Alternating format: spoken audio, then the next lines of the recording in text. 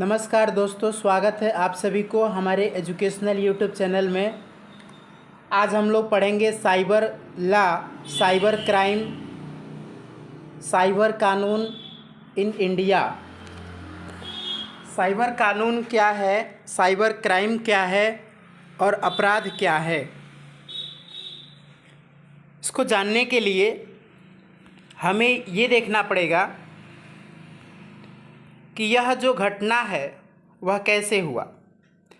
कोई भी चीज़, जैसे कि हम कंप्यूटर, स्मार्टफोन, इंटरनेट की दुनिया से घिरे हुए हैं, और जब हम इस दुनिया से घिरे हुए हैं तो आजकल के सभी लोगों के पास स्मार्टफोन है, मोबाइल है, इंटरनेट है। सब लोग इस चीज़ों से घिरे हुए हैं, और इसलिए घिरे हुए हैं कि आज आप कोई भी काम अगर कर रहे हैं तो वह बिना इंटरनेट के नहीं हो पा रहा है। बिना मोबाइल का आपका कोई भी काम नहीं होने वाला है। यदि आप किसी को पैसा भी भेज रहे हैं तो वह इंटरनेट के ज़रिए भेजेंगे, या अपने बैंक के ज़रिए भेजेंगे, या कंप्यूटर के ज़रिए भेजेंगे, या अपने स्मार्टफोन जैसे पे फ़ोन, गूगल पे, भूमि पे इत्यादि से आप भेजते हैं।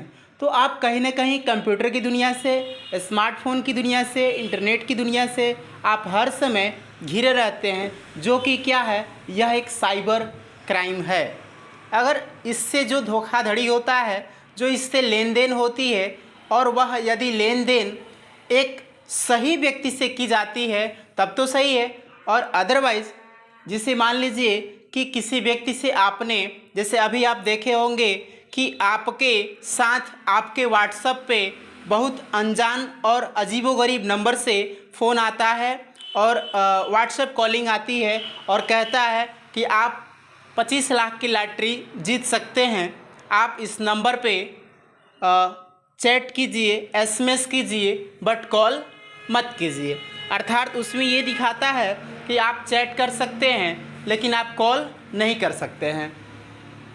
उसके बाद जब आप देखते हैं कि उसमें आपके लिए एक ऑफ़र करता है, कहता है कि सर हम फ्लाबैग से बोल रहे हैं, आप अपने अकाउंट नंबर हमें बता दीजिए। तो जो लोग अनजान होते हैं, जो लोग लालची होते हैं, वो लोग कहते हैं कि चलो बिना कुछ किए इतना पैसा हमें मिल तो रहा है।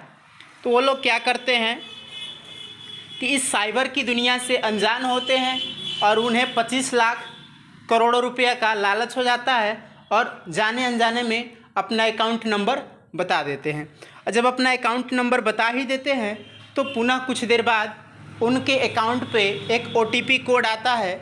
उस OTP कोड को जब बताते हैं तो उनके अकाउंट से जितनी पैसा होती है वो सब क्या हो जाती है, गायब हो जाती है।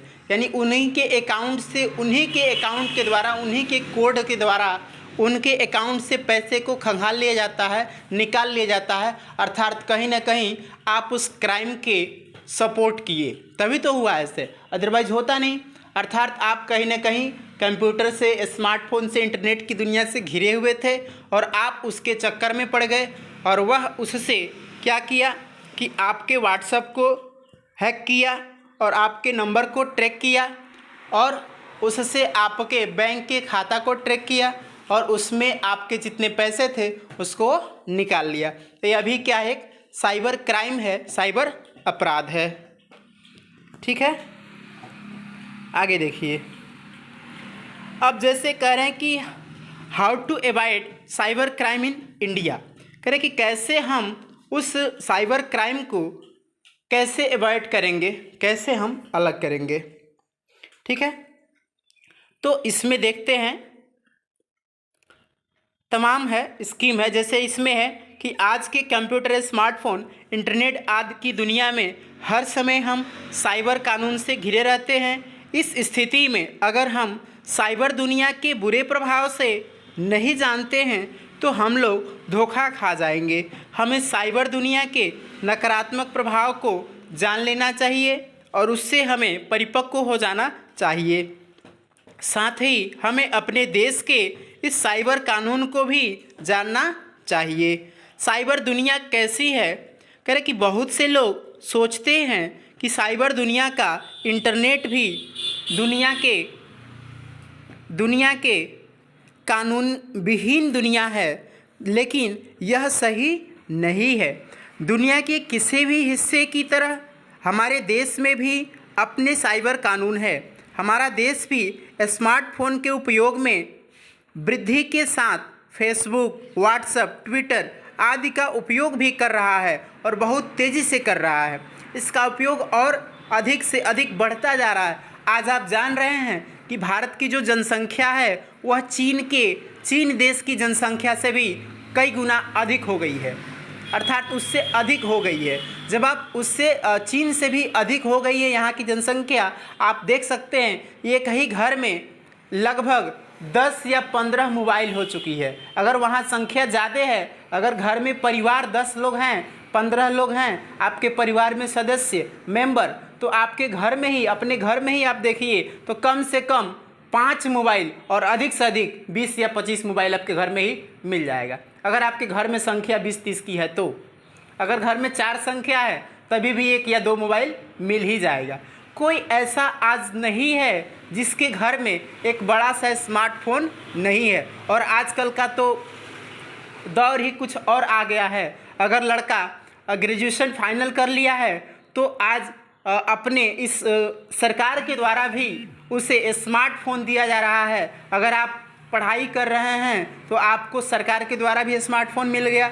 इसके पहले पिछले सरकार के द्वारा भी प्रत्येक स्टूडेंट को, पास आउट स्टूडेंट को लैपटॉप वितरण किया गया था। ठीक उसी प्रकार से आज जो अपनी सरकार है, इस सरकार के द्वारा भी आपको स्मार्टफोन मिल रहा है। और कहीं ना कहीं जो चीज़ें मिल रहा है उसका आपको सदुपयोग करना चाहिए, दुरुपयोग नहीं करना चाहिए। लेकिन आज का जो स्मार्टफोन है, ट्विटर है, साइबर क्राइम का ही एक रूप है। अगर आप किसी से चैटिंग भी करते हैं तो वह भी एक तरीके से साइबर क्राइम है। लेकिन व्हाट्सएप पे चैटिंग, ट्विटर पे चैटिंग, फेसबुक पे चैटिंग, टेलीग्राम पे चैटिंग इत्यादि अगर आप नॉर्मल चैटिंग करते हैं तो वह एक क्राइम नहीं है, लेकिन देखा जाए तो वह भी एक साइबर क्राइम ही है।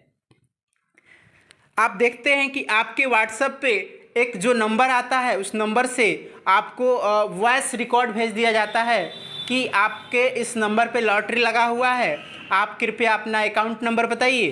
तो आप अगर जाने अनजाने में अपना अकाउंट नंबर बता देते हैं तो आपके अकाउंट में जितने पैसे होते हैं, आप गरीब हैं, लाचार हैं, परेशान हैं, उसको ये नहीं पता है, आपके मोबाइल नंबर पे ज़रूर व्हाट्सएप के ज़रिए इतना ज़रूर गया होगा कि आपको एक लॉटरी लगा है।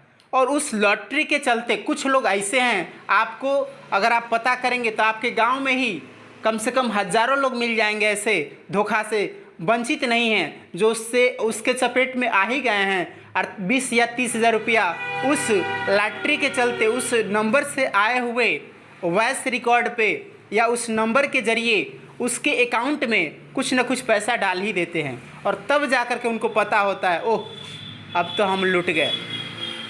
तो ये चीज़ें अनजान नहीं है, आपको इससे जान होना चाहिए और भली बात का ज्ञान होना चाहिए। हमें साइबर क्राइम क्यों पढ़ना चाहिए? हमें साइबर क्राइम इसलिए पढ़ना चाहिए, हमें साइबर क्राइम इसलिए पढ़ना चाहिए कि इसके अनुसार, स्टैटिस्टिक के अनुसार 2019 में भारतीय ऑनलाइन बाज़ार दुनिया का दूसरा सबसे बड़ा ऑनलाइन बाज़ार था। दूसरा का सबसे बड़ा ऑनलाइन बाज़ार था। 2018 में भारतीय ने 480 मिलियन इंटरनेट उपयोगकर्ता भी। भारत में इंटरनेट उपयोगकर्ताओं के प्रमुख हिस्सा युवा पीढ़ी के लोग हैं। कह रहे कि यहाँ जो यंग एज के लोग हैं, न्यू जनरेशन के जो लोग हैं, वह अधिकतर फेसबुक, व्हाट्सएप, ट्विटर और इंस्टाग्राम पे एकदम छाए हुए हैं। और आजकल का तो नया ट्रेंड है, देख ही रहे हैं आप, जो भी अभी इसके पहले था जो कि व्हाट्सएप था, टिकटॉक था, तो ये जो चीज़ें थी उस पर जो टिकटॉक था उसको बैन कर दिया भारत ने। ठीक है, तो इसी प्रकार से जो भी चीज़ें हैं जिस पे ज़्यादा अश्लीलता फैल जाती है उसको भारत सरकार द्वारा उसको बैन कर दी जाती है। तो आप देख रहे हैं कि जो भी चीज़ें हैं जैसे इंटरनेट उपयोग करता है, इसके संदर्भ में चीन के बाद भारत दूसरा सबसे बड़ा इंटरनेट उपयोग करता है। कह रहा कि सबसे पहले स्थान पे अगर इंटरनेट का उपयोग की जाती है तो चीन का की जाती है। किसका की जाती है? चीन का की जाती है, चीन का की जाती है। लेकिन दूसरे स्थान पे अगर जिसका नेट का उपयोग हो रहा है तो वह भारत का हो रहा है। ठीक है, वह किसका हो रहा है? भारत का हो रहा है, सबसे बड़ा इंटरनेट उपयोग करता है।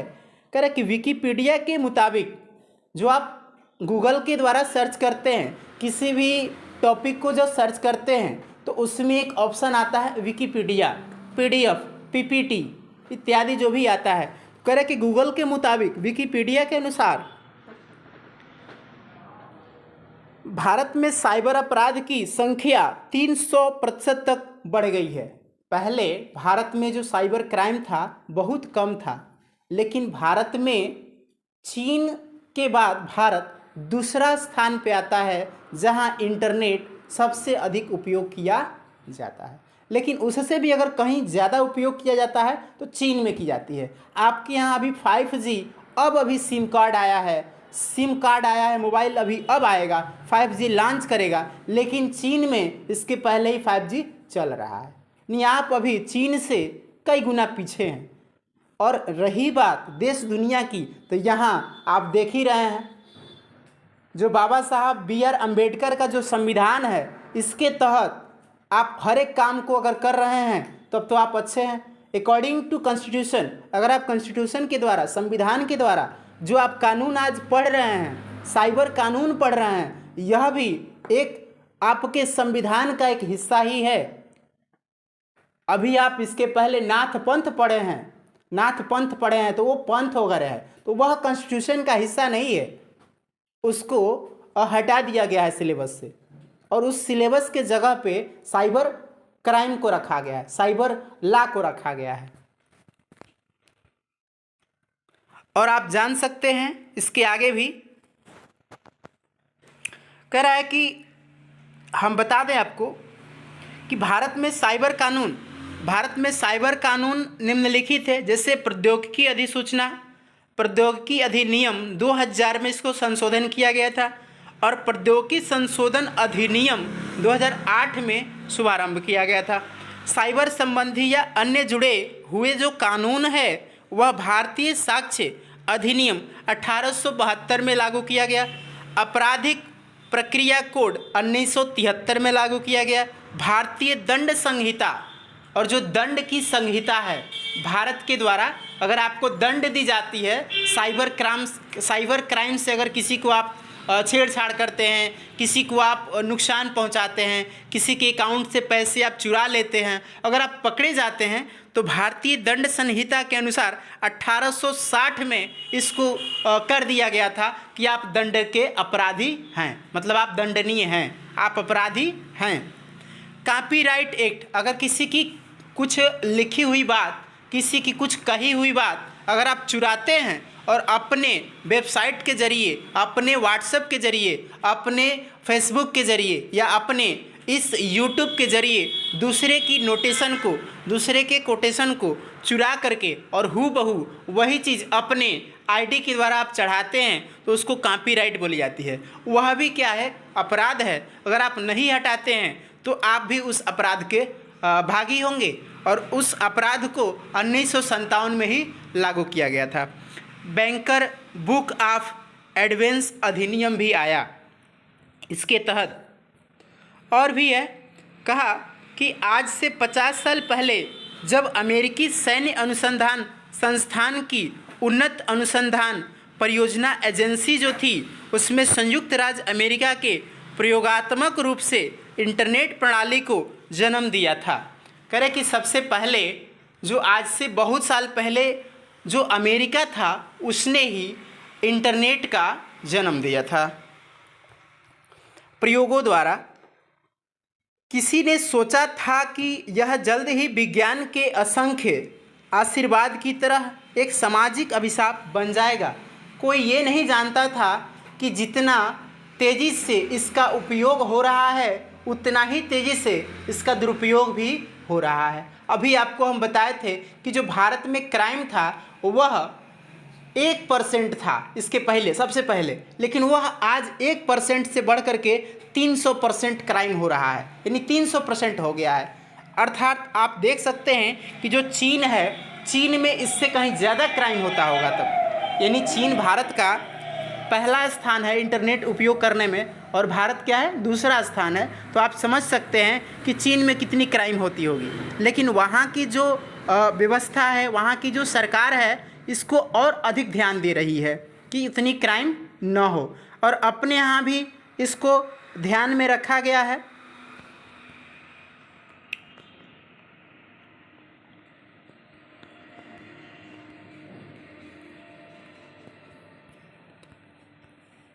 इंटरनेट एक कानून विहीन आभासी दुनिया है। कंप्यूटर, मोबाइल, स्मार्टफोन इत्यादि के बड़े पैमाने पर उपयोग के साथ आज किसी न किसी दिन हम इस आभासी दुनिया में प्रवेश करते हैं और हमसे कई लोग इस सर्वव्यापी अवरोध दुनिया के हानिकारक पहलुओं से अनजान हैं। जैसे जैसे मोबाइल फ़ोन का उपयोग बढ़ता है, वैसे वैसे इंटरनेट का उपयोग भी बढ़ता है। आप जान रहे हैं कि जिस घर में मोबाइल फ़ोन का जितना उपयोग होता है, उस घर में इंटरनेट का भी उपयोग उतना ही अधिक होता है। इसलिए भारत में फेसबुक, ट्विटर, व्हाट्सएप, इंस्टाग्राम का उपयोग बढ़ रहा है। अभी हम आपको बताए थे कि यहाँ धड़ल्ले से, तेज़ी से, जैसे व्हाट्सएप का उपयोग हो रहा था पहले, फेसबुक का होता था, उससे कहीं ज़्यादा अब इंस्टाग्राम का उपयोग हो रहा है। जितने अधिक लोग साइबर दुनिया में घूमते हैं, उतनी ही यह अजीब दुनिया नए अपराधों को जन्म देती है।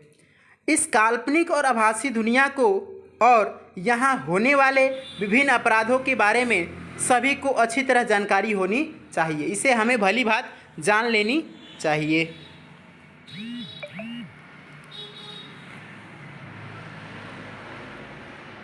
वर्तमान में सोशल नेटवर्किंग वेबसाइट पर हर देश में बहुत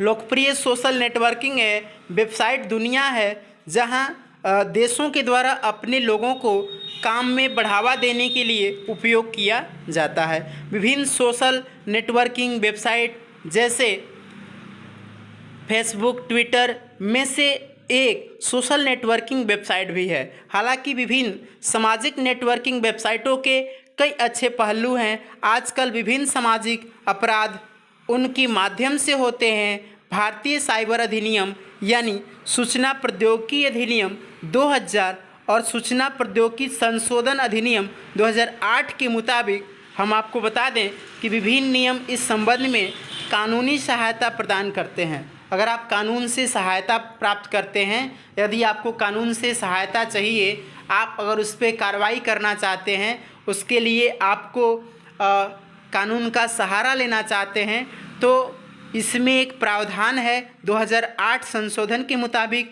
और अधिनियम 2000 के मुताबिक आपको कानून के द्वारा आपको सहायता प्रदान की जाएगी। ऐसे साइबर अपराध की जांच में जांच अधिकारियों की सहायता करते हैं और इसके अलावा भारतीय साक्ष्य अधिनियम, आपराधिक प्रक्रिया संहिता और भारतीय दंड संहिता भी इस संबंध में आपकी मदद करते हैं। जैसे जैसे मोबाइल का उपयोग हो रहा है, वैसे वैसे क्राइम और भी बढ़ रहा है। आपको बता दें कि इसके बाद